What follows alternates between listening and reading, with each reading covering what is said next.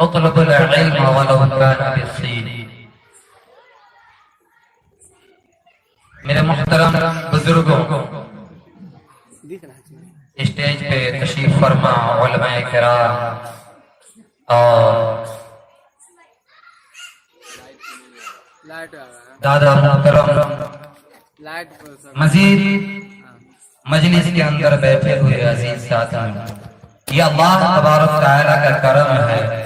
اس کی عنایت ہے کہ اس رب کائنات نے ہمیں یہ باوقار ساعت نصیب فرما دی کہ جس ساعت کے اندر ہم یہاں بیٹھے دین کی باتوں کو سننے اور سنانے، یہ بے شک اس کا کرم ہے، اس کی عنایتیں ہیں، اس کی نوازشات ہے کہ اللہ تعالیٰ نے یہ ساعت ہمیں نصیب فرما دی۔ اللہ تبارک و تعالیٰ جب اپنے بندے کے سلسلے میں خیر کے فیصلے فرماتا ہے، اللہ تبارک و تعالیٰ جب اپنے بندے کو محبت پر نگاہ سے دیکھتا ہے، اس کے سلسلے میں خیر چاہتا ہے، تو پروردگار عالم اس بندے کو دین کے سمجھنے کی توفیق نصیب فرماتا ہے۔ اللہ اور اللہ کے رسول کی باتوں کو سمجھنے کی توفیق نصیب فرما دیتا ہے، اس کو سیکھنے کی توفیق نصیب فرما دیتا ہے۔ اور جب انسان ہم کوشش کر کے اللہ اور اللہ کے رسول کی باتوں کو، دین کی باتوں کو سیکھ لیتا ہے، جان لیتا ہے، تو پھر اللہ تبارک و تعالیٰ اس پہ عمل کی توفیق نصیب فرماتا ہے۔ اس لیے کہ جب تک انسان جانے گا نہیں، سمجھے گا نہیں، اس کو علم نہیں ہو، تب تک وہ اس کے اوپر عمل کیسے کرے گا اور اس کے اندر طرف اور لگن کیسے جائے گا۔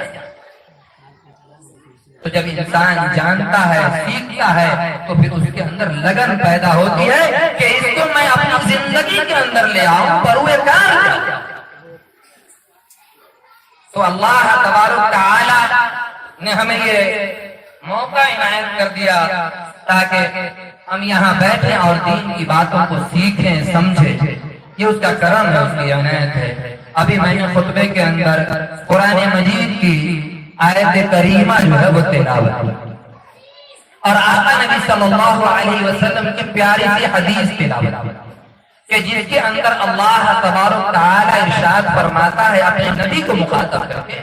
اور قرآن مجید کے اندر جہاں جہاں نبی اکرم صلی اللہ علیہ وسلم کو مخاطب کیا گیا ہے، متوجہ کیا گیا ہے، یاد رکھیں کہ اس جگہ نبی کے بعد پوری امت مخاطب، جہاں جہاں نبی اکرم صلی اللہ علیہ وسلم کو اللہ رب العزت نے خطاب کیا ہے، اپنی جانب متوجہ کر کے کوئی حکم دیا ہے، اس جگہ نبی کے واسطے سے، نبی کے ذریعے سے پوری امت، پوری انسانیت مخاطب ہے۔ اللہ تبارک تعالی نبی اکرم صلی اللہ علیہ وسلم کو خطاب کرتے ہوئے فرماتا ہے کہ اے نبی پڑھیے، کیا کریے؟ پڑھیے، اقرأ باسم ربک الذی خلق، اے نبی پڑھیے اس پروردگار کے نام سے کہ جس نے آپ کو پیدا کیا اور تمام انسانیت کو پیدا کیا۔ آقا نبی صلی اللہ علیہ وسلم کی پیاری سی حدیث تلاوت کی، اس کا جمع کر اور اس کے ضمن میں بس چند باتیں آپ کے سامنے عرض کروں گا اور پھر اپنی جگہ لے جاؤں گا۔ اور آقا نبی صلی اللہ علیہ وسلم فرمایا کہ طلب العلم فریضۃ علی کل مسلم و مسلمہ، اور کما قال علیہ الصلوۃ والسلام کہ علم دین کا حاصل کرنا، علم کا حاصل کرنا وہ تمام مرد مسلمان اور مسلمان عورتوں پہ فرض ہے۔ جتنے بھی مسلمان مرد ہیں اور جتنی بھی مسلمان عورتیں ہیں، تمام کے اوپر نبی اکرم صلی اللہ علیہ وسلم نے ارشاد فرمایا کہ یہ دین کے علم کا حصول جو ہے وہ فرض ہے۔ کیا بھائی؟ فرض ہے۔ دوسری حدیث کے اندر آقا نبی صلی اللہ علیہ وسلم نے ارشاد فرمایا کہ اطلب العلم ولو کان بالسین، کہ اگر علم کے حصول کے لیے تمہیں ملک چین کا سفر بھی کرنا پڑے تو کرو۔ بتلانا یہ مقصود ہے کہ ملک چین نہیں جانا ہے، بتلانا یہ مقصود ہے کہ اگر کتنی طوالت سفر کی مشقتوں کو برداشت کرنا پڑے علم کے حصول کے لیے، دور و دراز کا سفر کرنا پڑے علم کے حصول کے لیے، تو ان جگہوں پہ بھی جاؤ جس کا نتیجہ یہ ہوا کہ آقا نبی صلی اللہ علیہ وسلم کے شاگردوں اور ان کے شاگردوں نے جس کی جیتی جاگ کی مثال پیش کی ہے، جس کا علم کا جو ہے معلوم ہوا کہ فلاں جگہ کوئی عالم ہے، فلاں جگہ کوئی صاحب علم ہے، انہوں نے وہاں کا سفر کیا ہے اور سفر کر کے اس صاحب علم و فن کے پاس جا کے جو ہے علم حاصل کیا، جی علم حاصل کیا ہے، آقا نبی صلی اللہ علیہ وسلم کے اس فرمان کو جو ہے وہ پورا کیا۔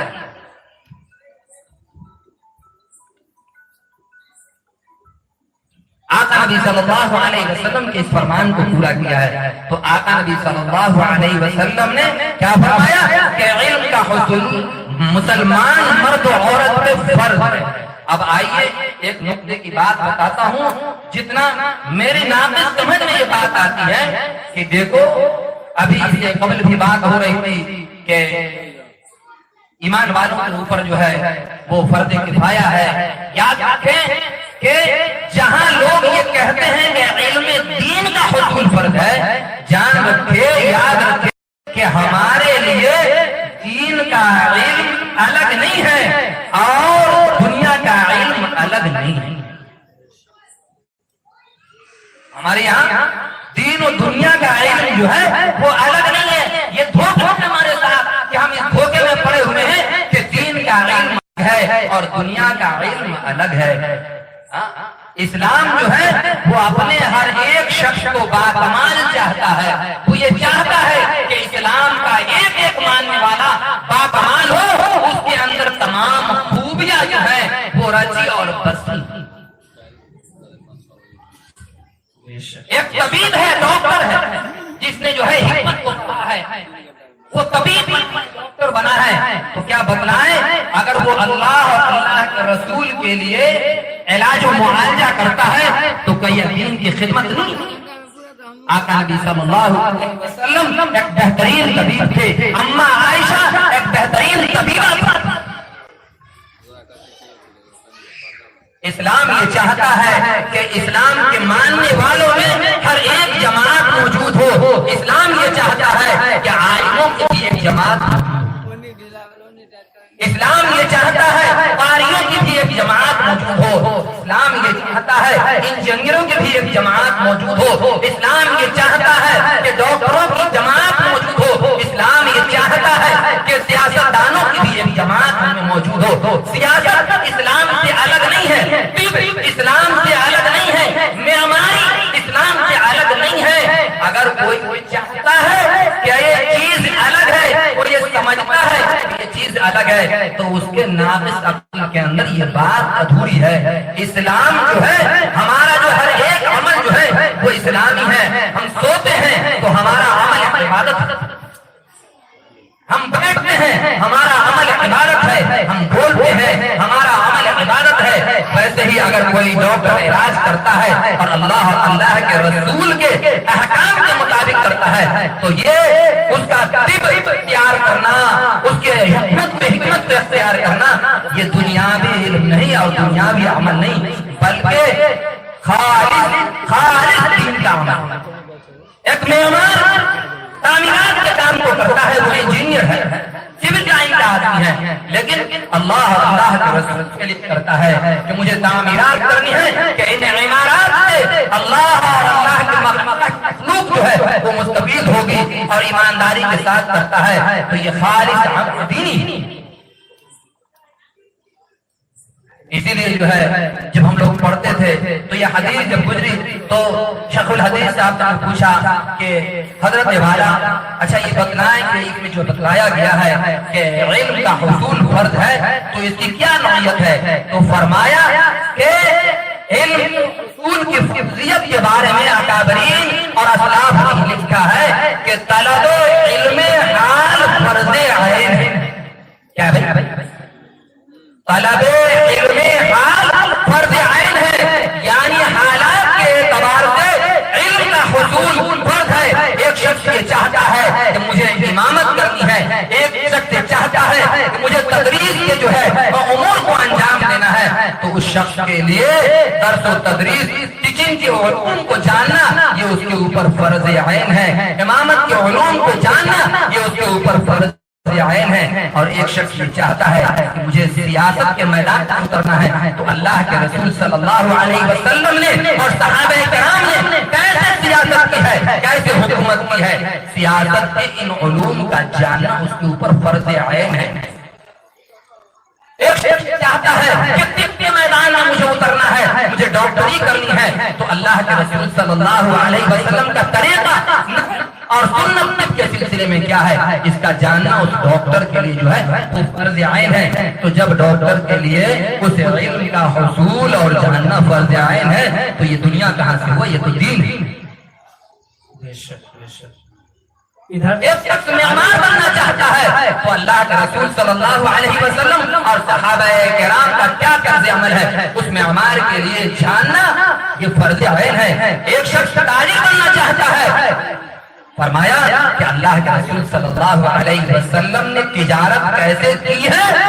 اس طریقے کا جاننا اس تاجر کے لیے، اس خرید و فروخت کرنے والے کے لیے فرض عین ہے۔ دنیا کہاں سے، یہ تو دین ہے۔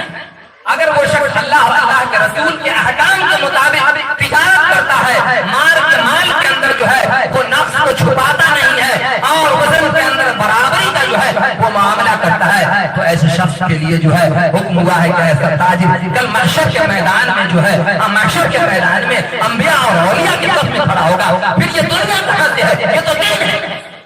جس کام کرنے کے بعد جو ہے، جس کام کے کرنے کے بعد آدمی اولیاء اللہ کے صف میں کھڑا ہو جائے، نبی کے صف میں کھڑا ہو جائے، نبی کے ساتھ کھڑا ہو جائے، اللہ والوں کے ساتھ کھڑا ہو جائے، یہ دنیا کہاں سے، یہ تو دین ہے۔ اور اگر وہی شخص ناپ تول کے اندر کمی کرتا ہے، کلو کا 900 گرام تولتا تو پھر اللہ تبارک تعالیٰ نے فرمایا وَيْلٌ لِّلْمُطَفِّفِينَ، ہلاکت ہے ایسے لوگوں کے لیے، ہلاکت ہے ایسے لوگوں کے لیے جو اپنے امور مفوضہ کے اندر کمی اور کوتاہی کرتے ہیں، یعنی جو ذمہ داری اس کے اوپر شریعت نے لاگو کی ہے اس کے اندر اگر کمی کوتاہی کرتے ہیں۔ شریعت نے لاگو کیا تھا کہ تم کو ناپ تول برابر کرنا ہے، تم کو جو ہے گراہک کو جو ہے اصلی اور پیور مال دینا ہے، گھٹیا مال نہیں دینا ہے، اور اگر تمہارا مال گھٹیا ہو تو بتلا دینا ہے کہ دیکھو میرا مال جو ہے نا وہ 2 نمبر ہے، اگر تم کو لینا ہے تو لے لو ورنہ دوسری جگہ۔ تو پھر اللہ کا عتاب اس کے اوپر ہے اگر اس نے نہیں بتلایا یا ناپ تول کے اندر کمی دے کر دی، اس کو جو ہے 2 نمبر سامان دے دیا تو فرمایا کہ ایسے لوگوں کے لیے، ان امور مفوضہ کے اندر کمی کرنے والوں کے لیے ویل ہے۔ اور فرمایا مفسرین نے کہ ویل کیا ہے، کہا کہ ویل جو ہے جہنم کا ایک ایسا اندھا گڑھا ہے، کنواں ہے کہ خود جہنم بھی اس ویل کے پناہ۔ اب بتلائیے کہ جس کام کے کرنے سے درستگی کے ساتھ آدمی انبیاء اور اولیاء کے صف میں کھڑا ہوتا ہو اور جس کے اندر کمی کوتاہی برتنے سے ویل کا حقدار بن جاتا ہو، بتلائیں یہ دنیا ہے یا دین؟ یقیناً اپنی شعور کہے گا کہ دین۔ میرے بھائی، تو جو شخص ان امور کی ادا کرنے کی کوشش کرتا ہے ایسے لوگوں کے لیے ان امور کے بارے میں علم کا حصول فرض ہے۔ اور دین یہ سب سے پہلی آیت جو آئی دین کے اندر سب سے پہلا حکم جو اللہ نے دیا وہ اقرا کا دیا کہ تم پڑھو، جب تم پڑھو گے تو اللہ اور اللہ کے رسول کے حکم سے روشناس، اور جب اللہ اور اللہ کے حکم سے تم آگاہ ہوگے، جاننے والے ہوگے تو تم ان باتوں پر عمل کرو گے اور شریعت کے منہیات سے، جن باتوں سے اللہ اور اللہ کے رسول نے روکا ہے اس سے بچو۔ افسوس کا مقام ہے ہمارے محلے میں ایک دودھ بیچنے والا غیر اس کے پاس میں دودھ لینے کے لیے گیا تو اس نے مجھے دیکھا اور کہا کہ مولانا چمن چوک پہ چلے جائیے، وہاں سے دودھ لے لیجیے۔ ہم نے کہا آپ کے ڈبے میں دودھ ہے، کیا آپ کے ڈبے میں دودھ ہے، پھر کیوں انکار کر رہے ہیں؟ تو کیا کہتا ہے پتہ ہے مولانا کسی سے نہیں کہتے لیکن آپ سے کہہ دیتے ہیں ڈی کوالٹی. کیا بھائی؟ ڈی کوالٹی ہے, ڈپلیکیٹ کوالٹی میں ہے, پیور نہیں ہے. آپ کو کیسے دے دیں؟ ایک غیر مسلم غالباً برہمن ہوگا یا کوئی ہوگا. کیا ہے کوئی ایمان والوں میں ایسا تاجر جو کہہ دے کہ میرا سامان ڈی کوالٹی ہے, لہذا اگر ڈی کوالٹی لینا ہے تو لے لو, نہیں تو دیکھو فلاں صاحب یہاں چلے جاؤ, وہاں ابھی ہے, اے کوالٹی میں ہے, نمبر 1 میں ہے. ہم ایمان والے کے اوپر غور و خوض کرنے والے نہیں, توجہ دینے والے نہیں. تو میرے بھائی شریعت نے آپ کو جو ہے وہ پڑھنے کا حکم دیا. جب آپ پڑھیں گے, جب آپ سمجھیں گے تو اللہ اور اللہ کے رسول کا احکام جو ہے آپ کے سامنے وہاں ہوگا, کھلا ہوگا. آپ سمجھیں گے کہ نہیں ایسا کرنا غلط ہے, کسی کو دھوکہ دینا غلط ہے, کسی کا بےایمانی کرنا یہ غلط ہے.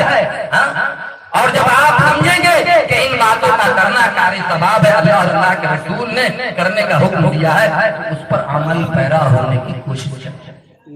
وہ دین کہ جس نے پڑھا حکم دیا, جس نے علم کو فرض قرار دیا, فرض عین قرار دیا, آج امت کا اس قوم کا حال یہ ہے کہ وہ پڑھنے میں سب سے پیچھے ہے. آقا نبی صلی اللہ علیہ وسلم جب اس دنیا سے تشریف لے جا رہے تھے تو آپ نے ایک ایسی جماعت تیار کی تھی جو 100% ایجوکیٹڈ, 100% تعلیم یافتہ, سب کے سب تعلیم یافتہ تھے. اور آقا نبی صلی اللہ علیہ وسلم نے ان کی تربیت کی, ان کو تعلیم سے سوارا, علم کی زینت سے مالا مال کیا. اور ہم نے یہ کیا کہ ہم نے اپنے آپ کو جو ہے